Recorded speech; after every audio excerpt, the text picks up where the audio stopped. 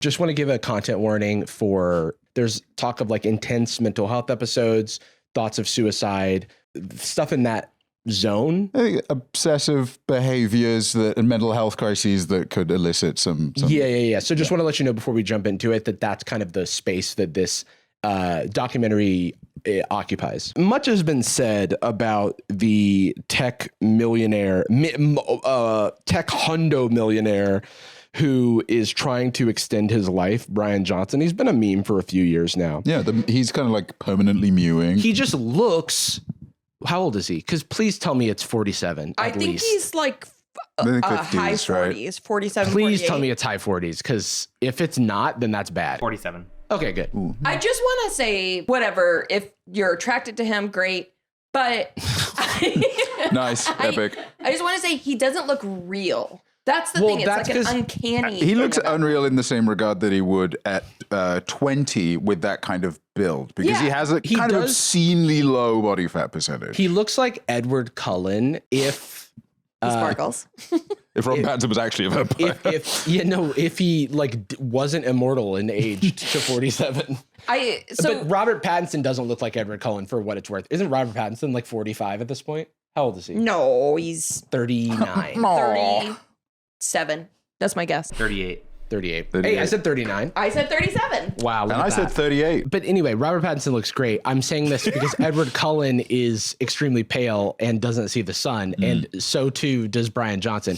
The reason we're talking about Brian Johnson is because there's a new Netflix documentary called Don't Die. Okay, I will. We all watched it in horror, I would say, actually. I'll give a little synopsis. Yes, so basically, it tells the story of Brian Johnson. It's produced by some journalists who are like, I would say 60-40 on like pro against Rian Johnson. I think that its production method is what happens when you make it is a Netflix documentary deep in its bones. It's either this about a guy falsely accused of being murdered or something, or it's like, this guy's awful interesting, but we won't say anything too conclusive. It has his parents talking about him. Yeah, picture like mid-distance confessionals mixed with slow zooming shots of him as a kid, and then a wipe to his school, and then B-roll of him walking around his house making smoothies. So it was directed by Chris Smith, he's directed a lot of great documentaries, including American Movie, which was like a cult hit when I directed Fire, one of the Fyre Fest documentaries. Jim and Andy, that story about when Jim Carrey was being annoying. And he started like skeptical, but ended up kind of pro him at the end, which I wasn't on board for. He kind of admitted that he goes back and forth. You have to spend so much time embroiled in the world of these people, and Stockholm syndrome. I was gonna say you start drinking the Kool-Aid a little bit. You start drinking the health juice. I think that's kind of what I was gonna say about the roller coaster of watching this documentary, is that I could feel myself being like, he's right. But it is not a story about a strange man who is overly invested in staying young and will even siphon his son's plasma for that purpose. It is a horror story about the dangers of Mormonism. He was Mormon, and he had daddy issues in the fact that his father was Mormon. Dealt with addiction, and then was incarcerated, and also was Mormon. So there's religion trauma, there's family trauma. He has 3 kids, married at 24, separated from his wife. His wife and 2 of those kids are still in the church. Yes. And so they are very like estranged in that regard. And then his oldest son left the church. Yes. And for the 150 days or something before he goes to college, he stays with Brian. And that is the time frame in which you're seeing this documentary. This is the same son who I think has been the focal point of a lot of the stories, because it is about the plasma transferring that they've done. Yeah. Blood transfers. So the interesting thing to me was that he was like, I was depressed. I wanted to die, having a mental health crisis. And instead of thinking, oh, I should get help from a mental health professional, he says, I'm going to stop listening to my brain. I'm going to focus solely on physical health. He's like, I'm going to become an automaton. I have some quotes. It is literally a story about someone coping with their mental health in a weird way. Yeah. Not to shame. I'll shame this guy a little bit. It's weird. Well, especially because he is denying that mental health is the avenue that anyone should go down. Yeah, because he's literally has like an AI or an algorithm that like kind of programs how he spends his days. With an obsessive degree of regulation, 128 pills a day. Yeah. He said the conscious mind is desperate to hold on to power. We can't trust our minds. And then the conclusion is, and the thing is, he presents a lot of real problems and real challenges, but the solution is always a zag when it's like go to therapy is maybe one of the things you should try. But that's not disruptive, baby. The case with a lot of like tech guys, Brazilian jiu-jitsu is the same as therapy. and so he says we should listen to AI. He talks about how our brains are, programmed by these social media algorithms. It is literally like I am having these mental health problems, and also I have existed in a very stressful environment that I self-medicated with like being a workaholic. And then that stopped being rewarding. He to hit me. a breaking point with that as well. Yeah. Because it's also like a thing that is, and he calls out some of these things that is like, okay, I agree with the assessment of the problem. Like we celebrate people pulling all-nighters in tech and people like kind of working themselves to the bone and having no work-life balance. That was a very cathartic moment when he did call that out specifically. Yeah, it's like objectively, that is a true thing that exists in the world. And then a religious doctrine for a different community. It is, they do operate the same. But then the solution to that was I have to turn off my brain and then listen only to my body. I have a direct quote where he says, demoting my mind and elevating my body. Such a tech way of putting it too.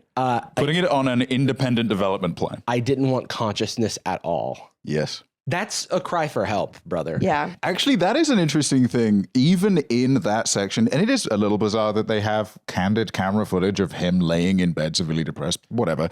Not the documentary. His family from his family home years ago. Presumably, his wife at the time was the one filming him in bed, miserably depressed. It definitely is indicative of like how he couldn't express any of these things while in his very isolated and unsupportive community. The part where he was talking about like, I wanted to make a deal with the devil to stop existing. Yeah. It was a very religious way of phrasing it. Yeah, and very roundabout. Yeah.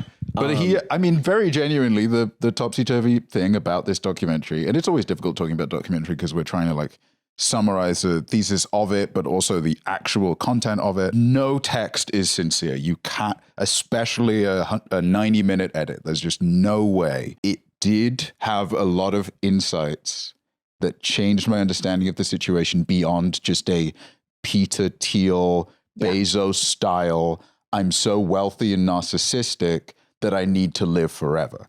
That almost feels like the last domino that fell, when the first domino that fell is, I don't have a support community and I'm very lonely. Yeah, oh my God. He talks so much about how he's bad at relationships. He alludes to like a guaranteed fight with my partner, like as a part of his day to day. I would get home, guaranteed fight, have dinner. Yeah. I wanted to front porch all of this Yes. so that we could talk about the weirdest shit I've ever seen in this documentary. So now let's turn the page. We empathize. We all deal with our mental health in different ways. There's wrong ways. Wait a minute. He takes like 120 pills. It ranges because the algorithm decides, I guess. But he takes like 120 pills a day, and then he eats his like his all of his like health food meals. That the algorithm also decides. He does his like special exercises and tracks everything. Everything's monitored. He has like an assistant who like works and films him and monitors stuff. He's like always getting, but the thing is, makes sure none of the lights are turned on in his house. He has the darkest house in the world. He doesn't expose himself to the sun. He has a lamp in his bathroom that he turns on when he's doing his morning thing that simulates sunlight instead of going outside. Yeah. In the old videos of him, he looks more human to me. He has and kind of cute. He's like looks like a normal guy, and he's not as pale and like. And it's like it's not that being pale is wrong. It's that you've min-maxed the sun out of your life because of the risks of being in the sun. I think he's very much in that like correlation, mixing up correlation with causation and stuff like that, where he's saying, well, I do all of these behaviors and I feel better than when I was miserable. Right. So it must be that all of these behaviors are what made me less miserable. Like survivorship bias or whatever. Yeah. And it's like, well, okay. If you're hungry every morning and then you start eating every morning, then you can pretty comfortably tie those together. But out of the 128 pills you're taking every morning and the not going in the sun element, and then 1,000 other factors, it might be worth trying not doing the sun thing anymore. And the one key thing that is brought up again and again, because they also interview experts of anti-aging science. So these are people with PhDs, MDs, that sort of thing. And they're professors at universities and that sort of thing. They're doing clinical research. And again, they say, cool, I'm glad he's doing this for himself, but it's not helpful to the science community. Isn't science. This isn't scalable. We need a large demographic of people. Well, he's taking so many things, and he's taking so many things that you can't tell what's working and what's not. A journalist or somebody asked him if he wanted to contribute to this scientific study to see if this thing that he was taking was like legit, and then he just blocked them. They were like, you spent $2 million on yourself. What if you donated $2 million to this actual clinical research for a drug that you're using to see if it works? And he blocked the guy. He takes roughly $2 million in treatments a year, which is funny because it's like double what the press said about like LeBron James's body care. I sent you a clip. This is from the end of the documentary because we are going to talk about his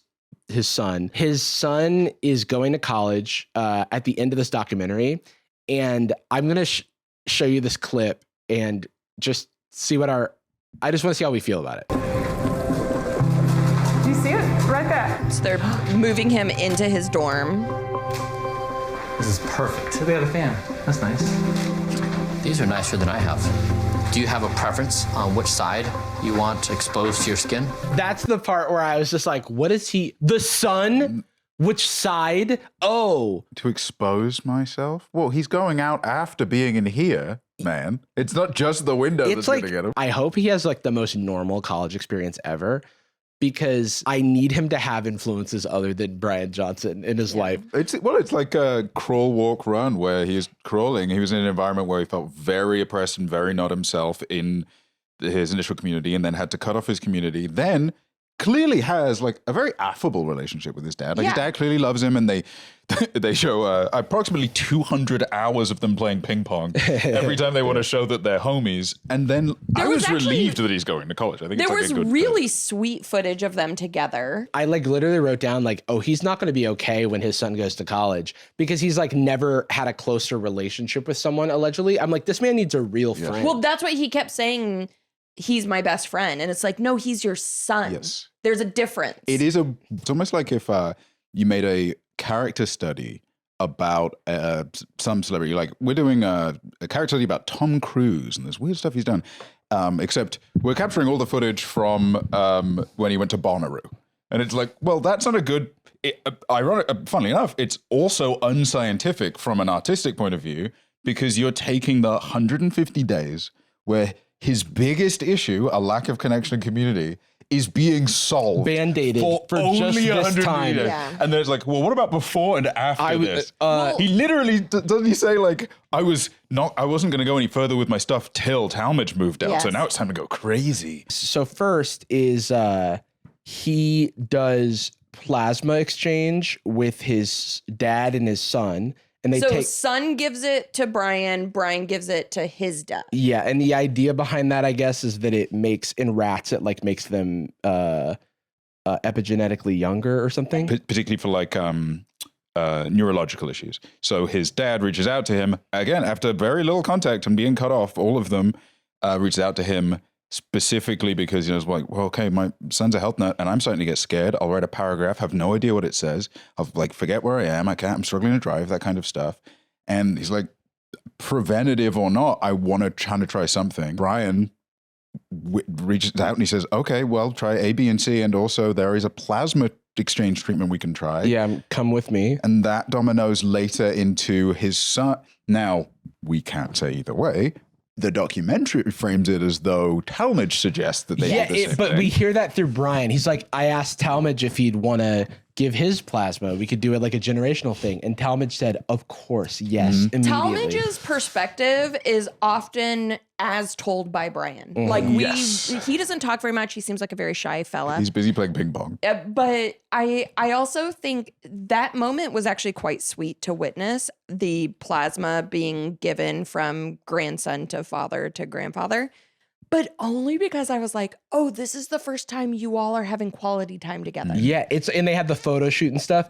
And it's just like, just play a board game. Like go to You could do other stuff and have this quality time and feel this way. The current moment has been maybe a little overbranded as the age of loneliness, right? Yes. And I think a lot of that's often attributed to social media. That's a black mirror, actually, not a phone. Can you believe it? And that's a huge contributing factor, yes. But correlation and causation, it's, well, why do we have such a natural inclination to isolate ourselves and doom scroll as opposed to spend time with people, which is a thing in most cases that you can do. Even if it's not a friend, you can go to a coffee shop. Why is it that this is the more appealing thing immediately? Why is this the addictive, obsessive behavior that we default to? And I think it's because far more, aside from the tool being available to isolate yourself, it matters that the tool that's isolating us is still nominally about building a community and spending time amongst people and seeing it. The issue is that when you go on Instagram and you obsessively spend time with that to simulate experiences with people, then you look at yourself and you're like, well, I still feel terrible. Yeah. Why? I'm doing the thing. Because it is just a simulation. It is. Which I think is what it's diet soda. He experiences that by the end of the documentary. He's like, okay, my son's gone. I'm doing all this stuff to feel good, and yet I'm sad. What am I missing? Maybe I should do it harder. I'm missing community. I'm going to tell a bunch of strangers to go on a hike with me. Yes. Yeah, and so he has these don't die meetups that, terrible name. Yeah. Don't die meetups across the world where kind of people look to him as this Cult leader. He says it in the documentary. He That's says not my it. word. He owns it. It's a and then cult. Talmadge says, like, there's a thing between him where Talmadge is like, well, yeah, my dad kind of has a cult to him. And he's like, you think I'm a cult leader? And he's like, yeah, it's not a bad thing. Yeah. It just is. And I'm like, I think it might be a bad thing. It could be a bad thing. Yeah. Maybe you've still been on board with Brian. You say he doesn't seem like such a bad guy. Well, He's just a normal This dad. clip happens maybe 20 minutes into the doc. And it was when I went from this guy's weird to this guy is a fucking freak. Wow. That's art.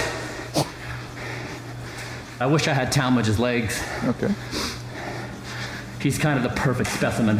Yep. That is horror movie music, and I think it's appropriate. Right before he puts him in amber. So I think we need to talk about the final boss of creep stuff is that he tracks his son's boners. Which, let's not forget, His son is omitted from the documentary. omitted from the documentary. Whether it was just not happening yet or removed is... Because he has data on everything. I don't know how to say this any other way. There's a point in the documentary where they say the age of his butthole is 18 years old. Why do we know that? The major number that Brian is trying to reduce is his rate of aging. By the end of it, as of the end of this documentary, it reminded me of that grind set guy where for every year that we age, Brian ages 0.64 years. Yeah. So he's almost aging like twice as slow. So it's really just like trying to, and we don't know how low that number can get. If that number reached 0, then you would like stop aging, right? Is the idea. The way that they explained it that made me understand a little bit more is that when we age 12 months, 1 year, he ages only 8 months. Right. And by the end, he ages 7 months. Yes. But whereas in reality, logistically speaking, scientifically speaking, he is healthy. Yeah. This like rebranding as something shareable, as postable, is so insane. Yeah. What is the DS game? The brain health DS. Brain age. That's all this is. It's the giant doctor's head floating and saying, "Wow, you solved that language puzzle." It really takes quickly. half the documentary for them to talk to somebody who's like, "Hey, this isn't science. This isn't real." You know, there's like this Harvard guy who they asked him if Brian Johnson was like, "I've met him," you know, like, and these are like people who are studying aging, and it's not like there is lots of value to understanding aging because it affects health outcomes for not just the very wealthy. Here's a tweet where he says, nighttime erection data from my 19-year-old son, Talmadge Johnson. Tagging him is insane. Bro, I'm like, if I'm Talmadge, dude, get me off of this Elon Musk's internet right now. Dude. Like, untag me. Like, I would click the thing in Twitter that says like untag me, block him. My friends could see this shit, bro. Quote, tweet. I'm trying to be a normal college student. What do you mean? Well, unless he wants everyone to see his data. Talmadge says at the end of the documentary, he would like a girlfriend. Yeah.